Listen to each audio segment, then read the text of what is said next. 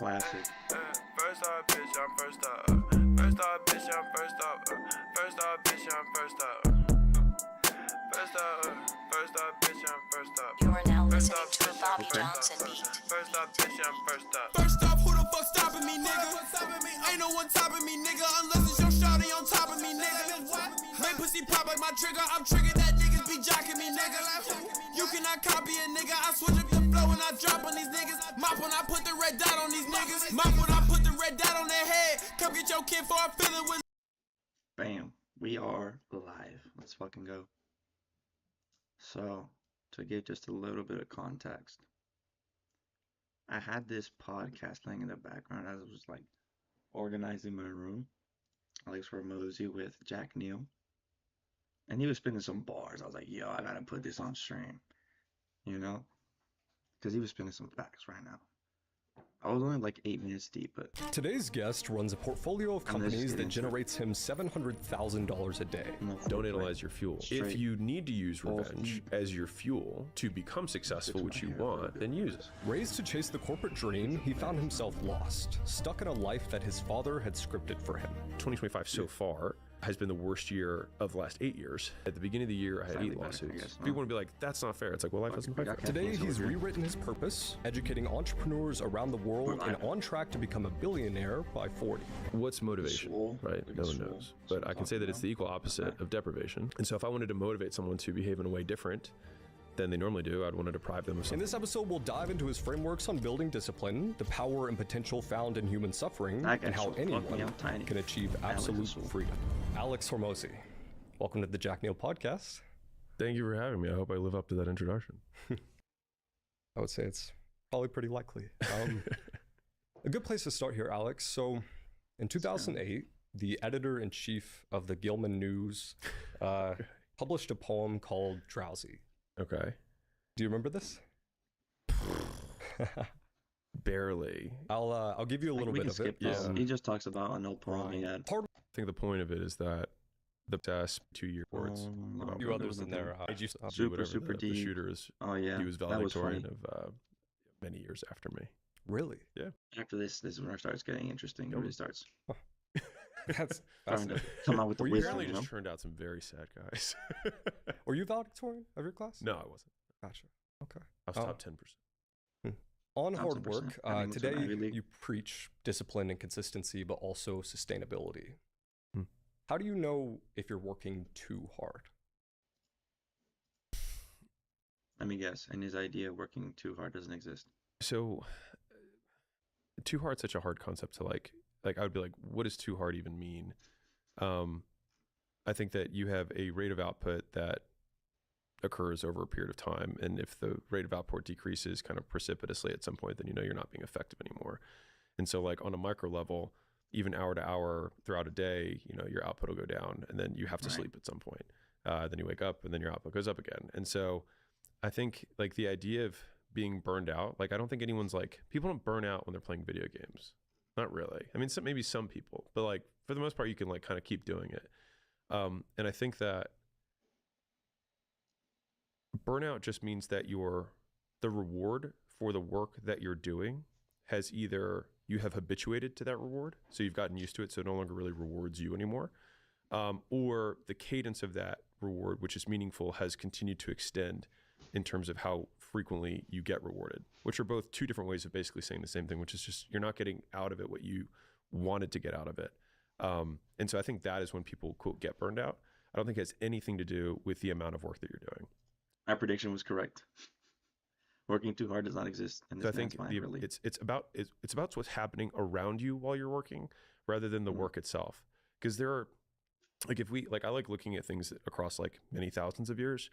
And so even the idea of a 40-hour work week is a pretty modern invention. And if you look at, you know, even a few hundred years ago, people just worked every day. And it wasn't like, oh my God, that guy's so hardcore. It's just like he just worked every day because that was just kind of the expectation, and you just like had to live and had to survive. And if he had enough to eat for a day off, he could probably do that if he wanted to. And so I think about that a lot, which is like a lot of these confines are self-inflicted. And Exactly. I think laddering up the belief set too. I think he's hitting on something very important there. essentially saying you're in control of what you do every day. If you think it's a prison, you kind of put yourself there, realistically. Like, does this serve me? And so the idea of like, you know, how do you develop work ethic? I think the big thing is like, it's not really developing work ethic. It's doing the things that you have been rewarded for doing in the past and removing things that you don't enjoy as much. And then it gets easier to do more because you enjoy doing the thing you're doing. Now, let me be clear. I don't like, there's overhead. Of course, there's things that I do that I don't enjoy doing, but Of course, there's food that everybody. you eat that you don't can't avoid immediately that. like, but maybe you like dessert, and that's something like, so it's really just like, again, it's a cadence of reinforcement. It's like, how many times am I being reinforced over a period of time? And maybe if anything, the thing that gets developed is that you develop a history of being rewarded for delaying gratification over a period of time. Right. But You train your brain to do that. you know, it's like, That's what parents do with their little kids, right? Their little kids want chocolate all the time. And the parents are like, no, first you have to do these tests and then you can probably earn the thing. They're they're building that neurological pathway into the child, right? That's essentially what they're doing.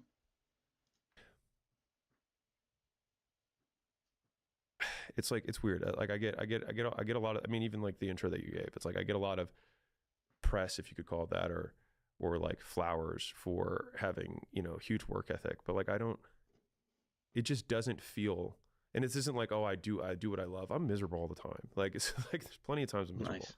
for extended periods of time. I just like, don't really know what else I would do. And so work is just kind of like my default setting.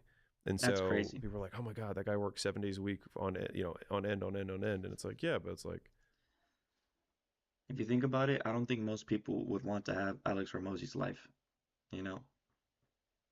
so have many people. I'll give you a different frame to like contextualize this. So, so we have a team here, we have an advisory practice, and, you know, for the team to spend all day with clients in person, it's like, oh my God, this is exhausting and we have to present and all that kind of stuff. And I was like, well, I mean, teachers present in front of groups all day, every day, all the Literally, time. all the And time. it's not like a big deal. It's just like, that's just how it is. And so just reframing something that Damn. we see as the big thing, as something that somebody else in a different context does all the time, is probably the most regular practice that I do, which is So mental reframing of tasks. I mean, that's understandable, yeah. like, how can I, in what universe would this not be hard? In what universe would this be normal? And well, then I'll just live in that universe. Isn't that called like a form of delusion, though? He's selectively creating his reality to fit the narratives he's okay with. Is that a form of delusion? Makes sense? I don't think I'm smart enough to What's determine that? that. I just built a budgeting app in Base 44. Guys, Nina just built. That's kind of how I think about it. I guess to go off what you're saying, I think it's common sentiment preached online, like I wake up at 4, stop working at 10 p.m. Sure. Mhm. And I guess what I'm curious is, it seems like you believe that people have throughout hustle history culture worked for is pushed quite heavily. That is a fact. extended periods of time, but is that on mentally strenuous tasks necessarily? Because I think of this podcast, for instance, and you might get diminishing returns, but if I recorded 10 podcasts in a day or 20 podcasts in a day, I'm probably going to do it differently than how I would do it if I were doing one in a day. You might put different what's types of going on? energy. Movies, it might hobbies? be more passive. Yellow. You might be a What's little going on less with you? active How you doing? listening. So do you believe that you can still build that muscle of working for like mentally strenuous tasks? Absolutely. That's right. Like no and question. subscribe. That's what I'm talking about. Appreciate the love. No hesitation. Good night. Damn, where you from, bro? Absolutely. It's Even for morning over writing, here. like you've like gone like 16 hours. Absolutely. Really? Absolutely. And do you have any advice for building that metric? Doing it more. Like, I mean, that 100%. Man, did you catch the response? Jack Neal was like, oh, appreciate the subscription. That's sick. I appreciate that. Thank you so much. I appreciate the love. But this man's response is legendary. You know, just do more work. That's That's it. I'm It's telling repetition. It's you, volume. he does not like understand the what you concept just of like working too hard. fundamentally. He's If just a we machine. describe a behavior set within a given condition, then it's a skill that we can What develop. is that, a light bulb? And we develop skills through modeling, and we develop through role What does that playing mean? with other, basically seeing like what a other people secret do code or and then doing something? it ourselves.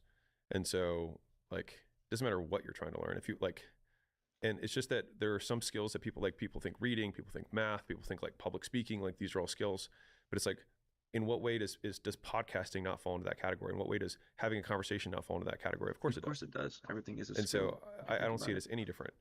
The only thing is that you want to have some sort of feedback loop so you can make it even better. But even just the fact of just like after every podcast, if you had 5 minutes, you're like, okay, what did I do well? So Alex essentially is a systems guy. You can tell by the way he's speaking. He's like very like, okay, what's the workflow? How do we optimize it? Yeah, he's very in love with systems. You can tell. I mean, that makes sense. You want to be efficient with the way you accomplish your tasks. It's understandable. What can I do better? And then Like especially for an entrepreneur of his category, right? Absolute titan in all these industries. the next day, reviewing all the podcasts and then doing it again, like eventually you would no longer get fatigued from it because you'd also, again, you'd habituate. And so for that one podcast, if you only do one a month, you're probably gonna have, your adrenals will dump while you're having the podcast. You have, anxiety, your heart rate goes up, you start sweating. But if you do it all the time, then it no longer creates an adrenal response because you were just accustomed to doing it. And so, I mean, my goal is just to go through the habituation cycle as fast as humanly possible. So I just get used to it. Okay. But like I'll do a consulting day for 12 straight hours. And I'm pretty fresh at the end. I enjoy doing it. I like doing it. And so, and I'm not saying. And here's the thing, being delusional to that degree, if that's what that's what I'm calling it, right? This is how I frame it for myself. It's probably not a form of delusion, but that's how I see it. If you're delusional to that degree, your body believes it, your mind believes it, that is how you're going to react. Because we all seen the placebo studies. If you believe something is going to happen, most likely your body reacts appropriately and does that task. It's insane, right? So you can trick yourself and just be a beast like this guy. That's how I've always been. It's just like I've done it over time. And, answering questions even ad hoc, it's like, how can you answer questions? It's like, well, just answer them. I'll tell you 2 different stories. So when I gave my first public speech, that wasn't in high school. When I was in high school, I was really nervous because I didn't know the subject matter that well because it was, Civil War, whatever, right? Or, pro or con, affirmative action, whatever. You have to make some debate. Fast forward, I get on stage. My first stage I ever spoke on as a business person had 1,200 people in the audience. First stage ever. And I remember as I was walking up on stage, I was like, why am I not nervous right now? It was like very weird. I was like, I should be nervous. Why am I not nervous? I've been nervous all the other times I've spoken. And so I thought about it, and it was, I have been doing 8 public speaking things a day for years because at my gym, I had a microphone, same headset, big speakers that I could hear myself on. And I had a bunch of adults in a room that I had to tell what to do. And I did that every single hour on the hour, 8 hours a day. And then I still ran the business on top of that. And so I'd done that for years. And so when I got up on stage, I was like, oh, I'm just telling another group of people while I have a headset on about something that I already know about. And so that was kind of the making where you start to have, domain generalizations like, okay. Now look at his social media career. It's been quite successful so far, right? And it's basically the same thing. He's just talking to a mass group of people, but now he doesn't even have to be in front of them. That's crazy. Something I did here also applies over here, and so it doesn't need to be a big deal. And so that kind of pattern recognition of like, what other time have I done something like this that it wasn't a big deal? Why can't I just use that as the frame of reference for how I'm going to think about what I'm doing right now? Did you lose a lot of money sports betting on DraftKings or FanDuel?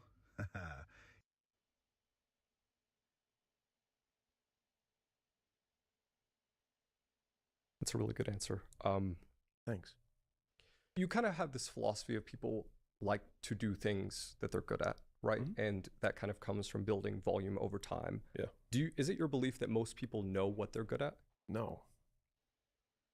Well, I'll say this. That we're good at, right? Mm-hmm. And you kind of have this philosophy of people like to do things that they're good at, right? Mm-hmm. And that kind of comes from building volume over time. Yeah. Is it your belief that most people know what they're good at? No.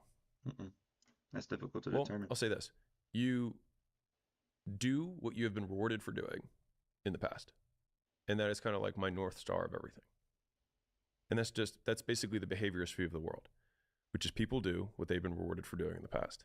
So, quote, bad people just behave that way because they've been rewarded for behaving in a, quote, bad way in the past. And so they do it. And if they've been punished for doing that, and punish doesn't mean from an outside source, it's just something happened that they didn't want to have happen, an aversive stimulus. And so they would stop doing that, right? And the difficulty is attribution around the skill. So it's basically, where's the causal relationship coming from?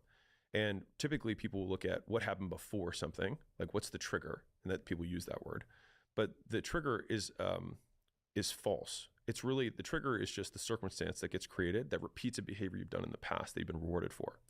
And so I gave this example when I was talking to Graham, but I'll bring it up because I think it's useful. It's like Layla and I would get into some sort of spat about something, whatever. And I realized that I wouldn't get into a spat, but like if she was crying about something, and it didn't have to be related to me, but she could just be crying for whatever reason. I realized that I tended to get angry when she would cry. And she was like, why do you get angry at me when I'm crying? And I would get angry, and then she would stop crying because then she would get defensive, but the crying would stop. And so she inadvertently rewarded me for getting angry at her in the condition of her crying. So the trigger for me getting angry is her crying. Is it? Or is it the fact that when I have gotten angry in the past, she stopped? And so like, okay, well, why did you get angry the first time? Because that would be the key question. And so what ends up happening is that if you encounter an obstacle that you don't know how to overcome. I mean, fuck, that's a hell of an example, but I mean, he's not wrong. Shit. You do basically something called an extinction burst, which is a series of different behaviors to try and elicit the desired result. And so the easiest way of thinking about this is like a 4-year-old kid who's at a candy, the candy aisle right before they check out, and they say, I want candy. And so the first thing they'll do is say, Mom, I want a candy. And then the mom says no. And then the child changes behavior and says, please, pretty please, blah, blah, blah, blah, blah. They beg. That doesn't work. So then they shout and scream. And so all they're doing is basically flipping through the cards of behavior. They don't do this consciously, but they're just flipping through the cards of behavior until one of them gets them what they want. And so then when a parent has a child, for example, that has tantrums repeatedly, it means that at some point earlier on, they had a tantrum and then they got what they wanted. And so what you did is you rewarded tantrum having. Yes, this is why parents should not reward the crying and the whining their little fucking babies do.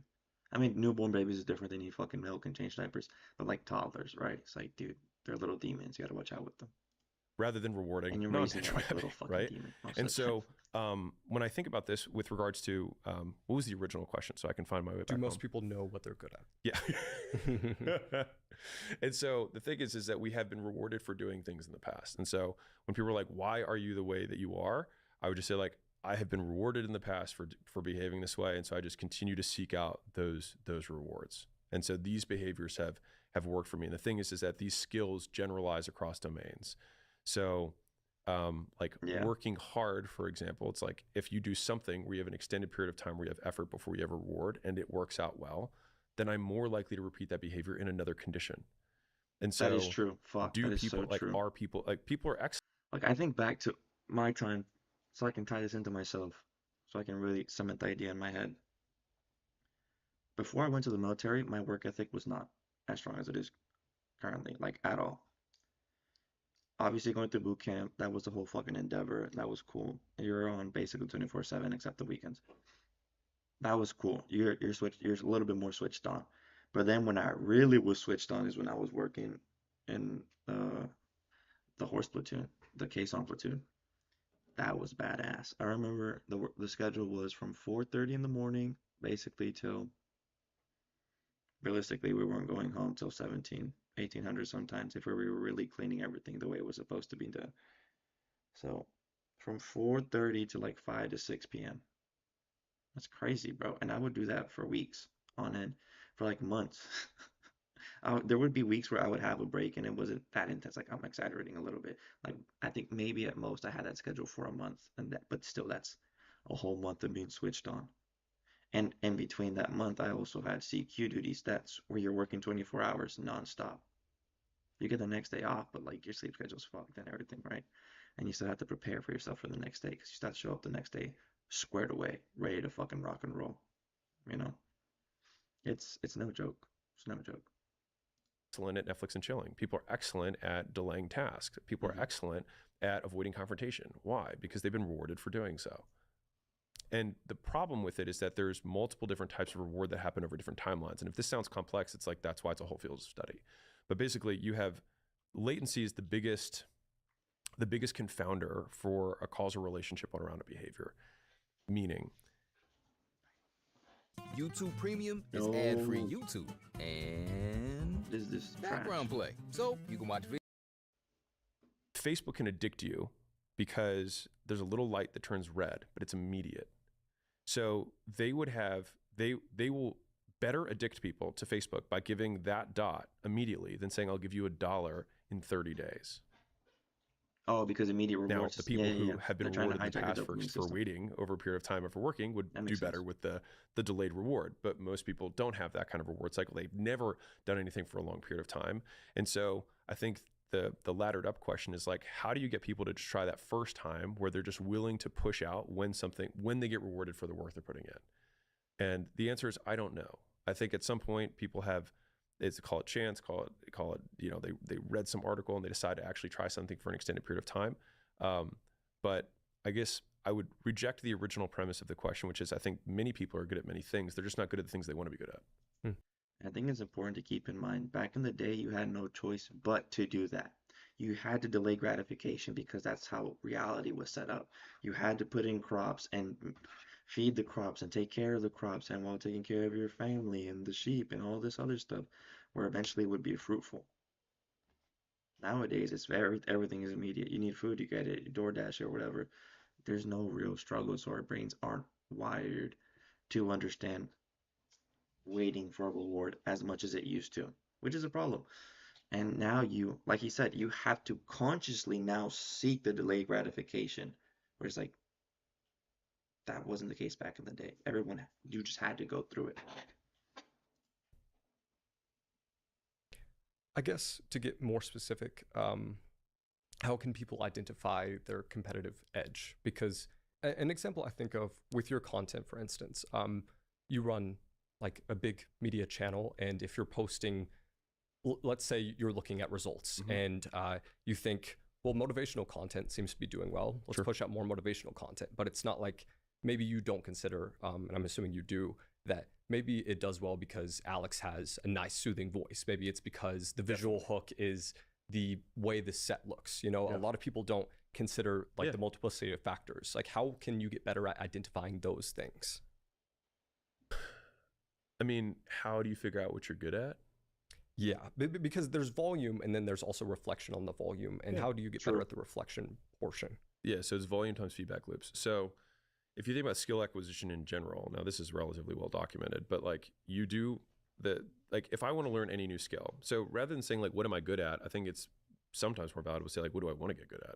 Now, people have quote proclivities, or they're like, oh, I'm naturally predisposed to these things. Maybe, but you can't control your genetics, and maybe you don't know. And maybe it was just a nurture thing that earlier on. I remember I had this, and I will loop around to the answer, but I was in college, and one of my favorite professors, he taught a class called systematic inquiry, which is basically like, how do you ask questions and answer them, which is great. And he's a super nurture over nature guy in terms of like his thought process around the world. And I tend to skew more towards the nurture side as well. And he said, like, all the things that you guys think you're naturally good at, you're not naturally good at, you just got good at them earlier. And so I was like, I've always been really good at languages. And I was like, I feel like that's something. And he just looked at me and he was like, I mean, do you have a parent that speaks another language, or there's someone in your life? And I was like, oh yeah, both my parents are bilingual, and I spoke French as my first language. And he was like, why are we even talking? And it was like it felt so, because I didn't see I was like, it was so natural to me that I didn't even think about it. But the very first, my existence was two languages. Exactly. And so incorporating third, or even seeing English differently, was something that, quote, came natural to me. But it was just like, I had a different skill set that was repeated earlier on. And so to the original question in terms of skill acquisition, it's like you have a volume of activity that you're doing. So if I want to learn how to, play the trumpet, it'd be like, I'm going to play the trumpet for an hour, and then I'm going to look at other people who play the trumpet and compare what my notes sound like to compare what their notes sound like. And the fastest way to do that is to have an expert tutor. Like, I'm a huge fan of tutoring. It is the fastest way to learn. The second fastest is in small groups, and the third is to join a community of people who already have the same skill, and then you can basically learn through osmosis. And when I say learn through osmosis, it's just learn through observation of the small skills and skills that they do on a regular basis that increase the likelihood they get what they want. Yeah. But I'll say one thing, if you want to learn something, whatever it is, the fastest thing to do is go into a community of people who already know how to do that thing well. It's bar none, fastest thing. You'll get many different feedback loops from many That different just makes sources. sense, honestly. You'll be able to tease out what are the few truths rather than the mysticism that's kind of associated with the whole space, because every space has mysticism around it and magic, but there's usually a few core truths that are always true amongst all people for the skill. That makes a lot of sense. We're going skills. We're going, we're going super amorphous. On the reward portion you were speaking about, Yeah. the ability to kind of wait before you get the result. I like this. How do you decide This man just laying on the table, chilling. Jesus Christ. opportunity is worth 10 years of your time? Mm.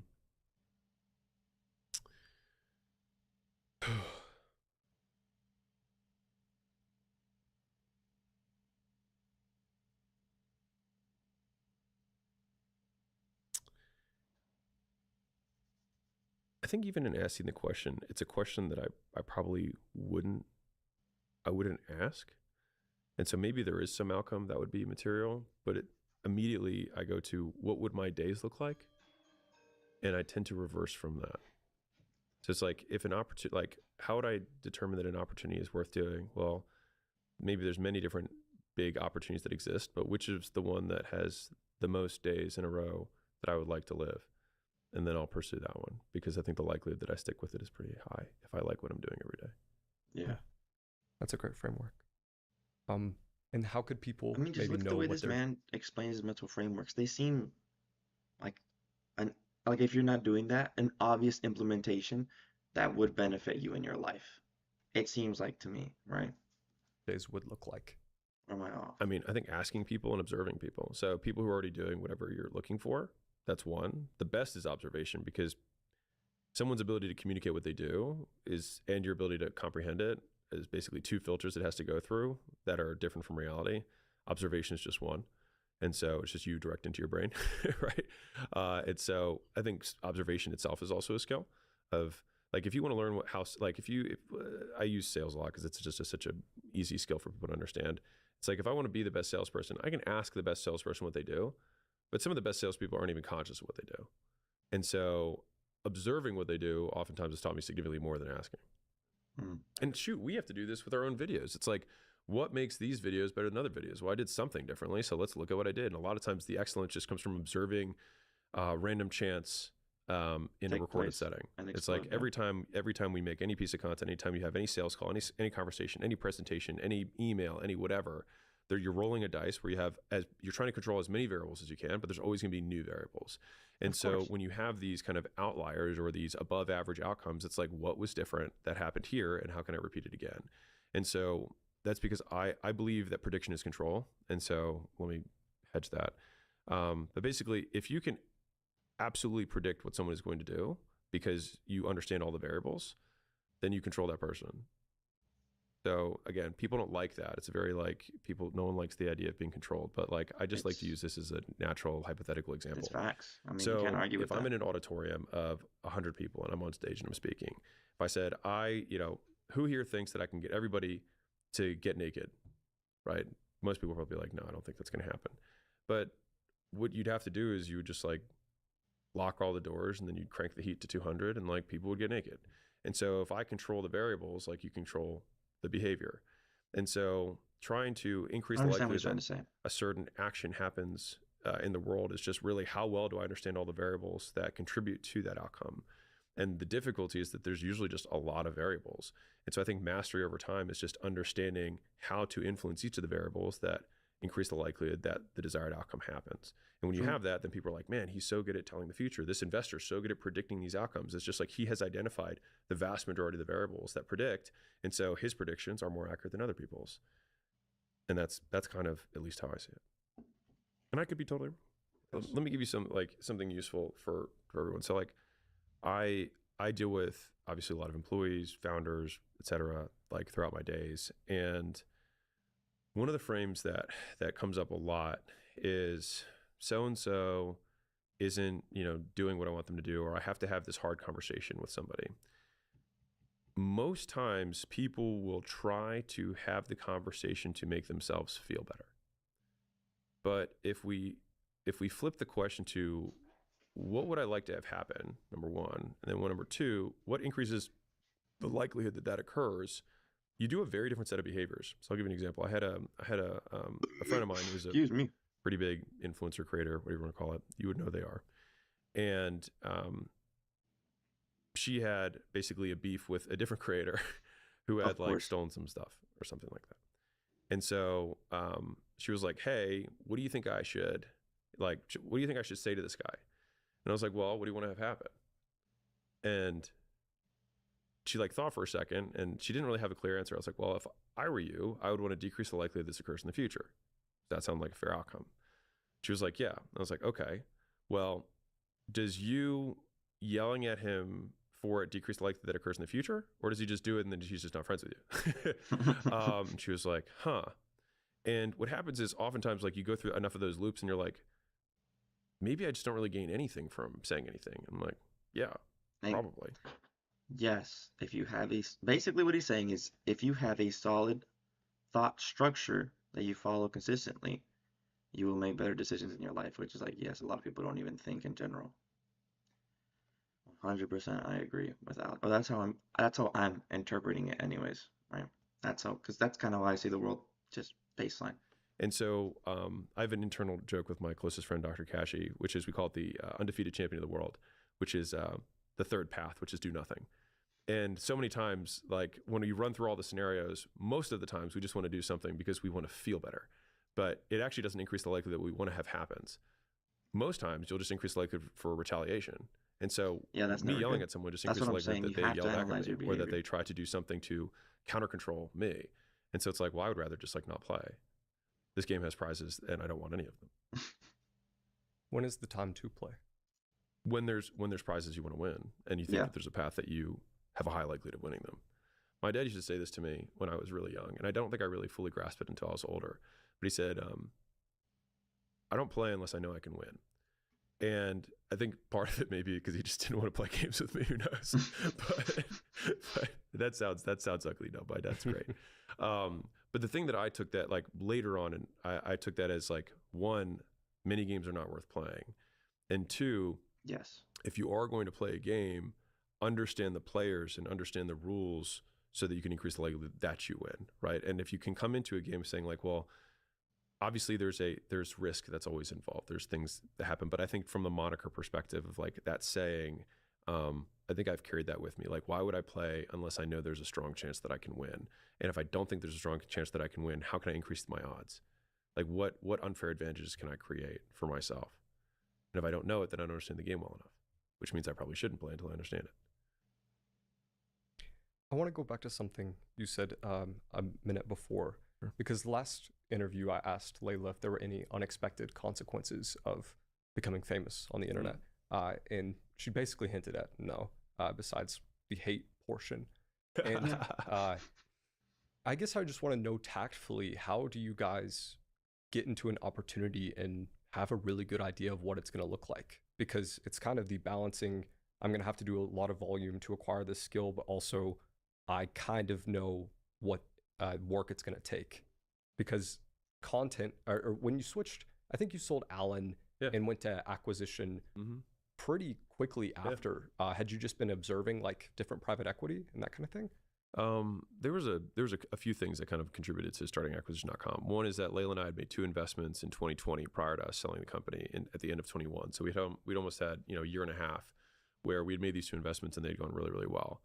And I was like, this is really cool. And then when we ended up going through the process of selling Allen and Prestige Labs and Gym Launch all in 2021, we dealt with a lot of private equity firms. And I remember there was a moment where I was sitting at the table and it was all of their team, the private equity team, and all of my team.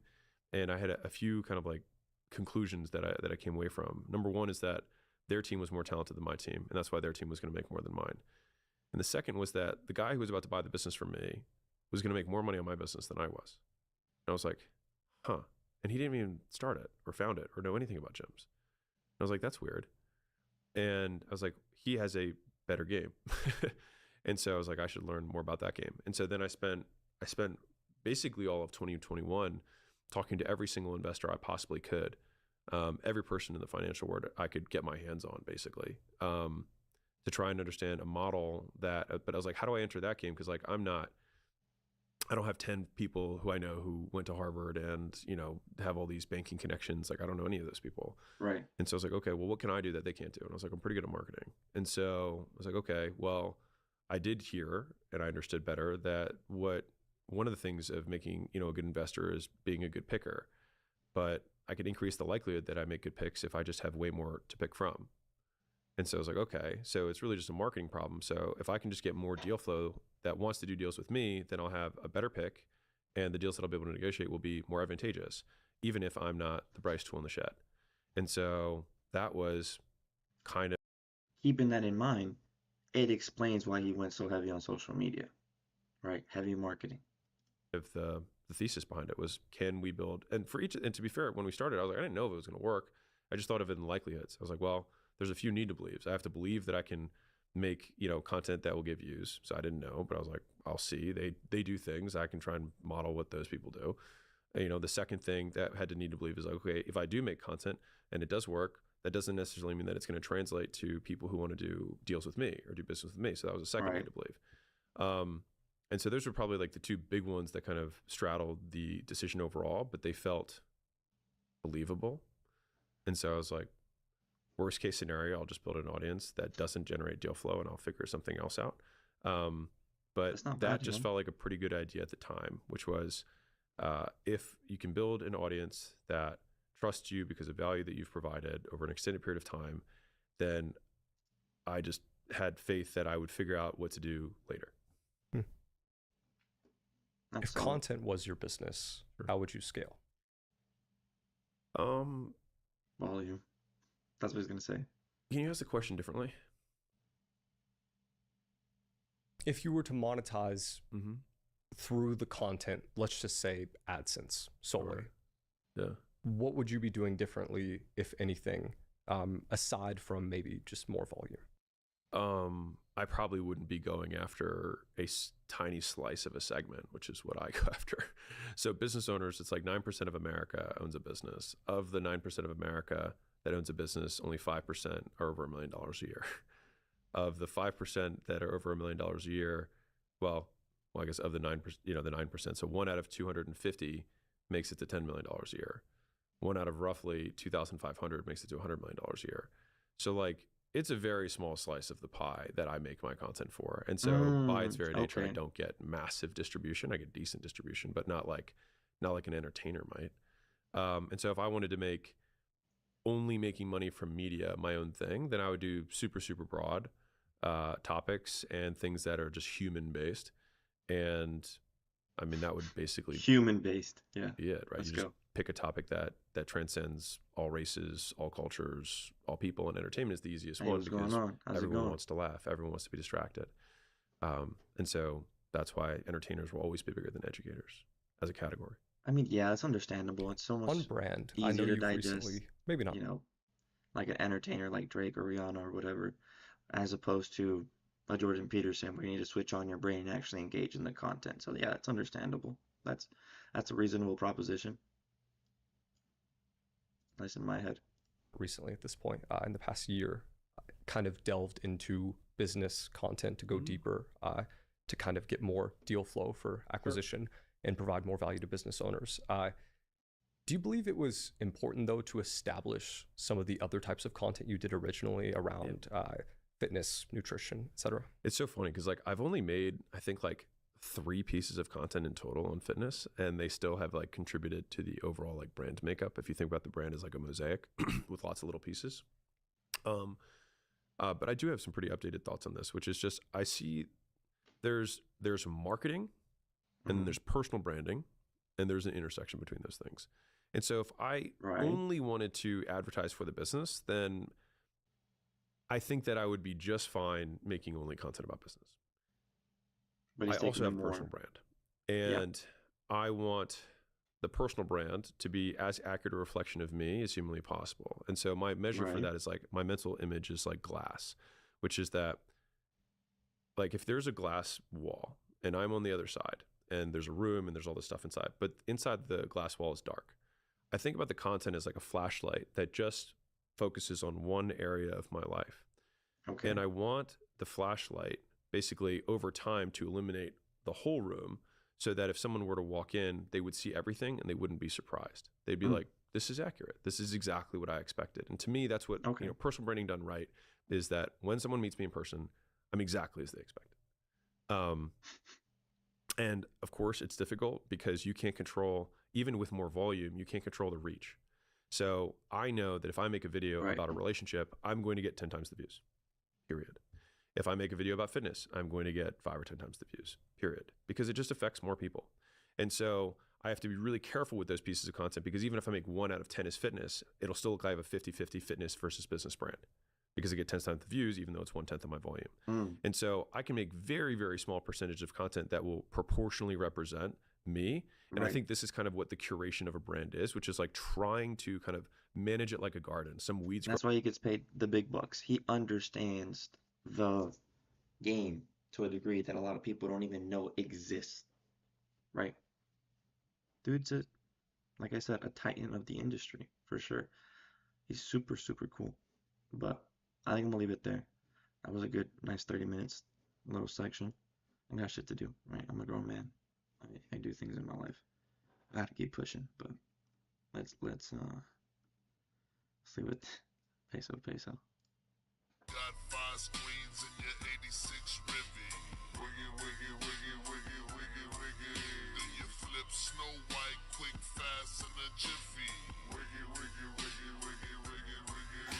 I just blast up with a chopstick. I just whacked a nigga in the project. And I'm strapped up with a kill tip. You need 50 pounds, I can mail that. I sip drink, I don't sell that. Free my niggas finna send them kill packs. Fuck the bitch now, cause I don't got pace. I done been to hell and I done shot say. You ain't bout that murder, nigga, stop playing. You ain't talking money, nigga,